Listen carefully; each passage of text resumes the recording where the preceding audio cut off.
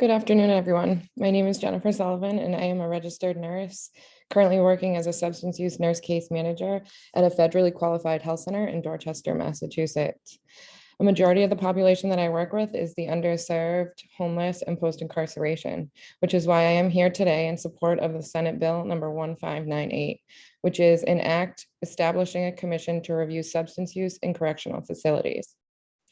S1598 would require Massachusetts Rehabilitation Oversight Committee to collect information pertaining to substance use treatment in jails and correctional facilities in the state of Massachusetts.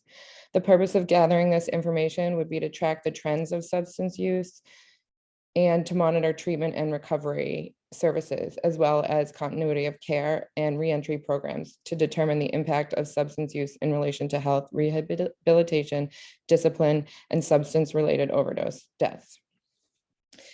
The opioid epidemic has been on the rise for years, and COVID-19 only exacerbated this epidemic. With the rise of synthetic fentanyl came increases in overdose deaths. And there have been many changes in legislation due to the opioid epidemic, including the availability of Narcan to be one, and the prescription monitoring program, which allows providers to track state to state to see which controlled substances patients are receiving. And this is essentially to decrease something known as doctor shopping. Although these changes have shown many improvements, one area that has fallen short is our criminal justice system. There have been many reasons for this, including the stigma that is involved with addiction and incarceration. One thing that we really need to look into is the post-incarceration period. The patient is at the highest risk for overdose 2 weeks post-incarceration. Their tolerance for opioids is not what it was before entering prison, and they may use the same amount of opioids that they used before they went into prison after, which can cause an overdose. They may also buy their opioid product from a different dealer, and the potency of the fentanyl may be different than the previous dealer previous to incarceration, which can also cause an overdose. So this is the reason for the high rate of overdose deaths directly post-incarceration period.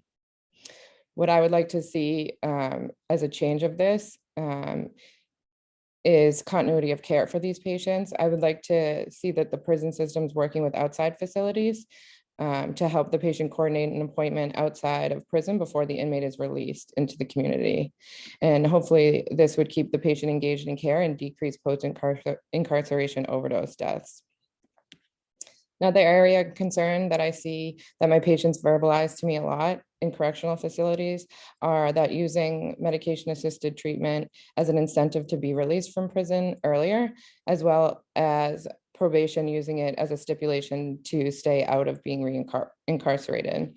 I had one patient post-incarceration who had been on a medication to decrease his cravings for alcohol, and he had not had any cravings nor had any alcohol in over 3 years, but he was too afraid to come off the medication, as he explained to me that his probation officer wouldn't allow it. In my opinion, medication should never be used as a stipulation nor as an incentive, and should be managed by the patient and the provider to make the best decisions for the patient's health.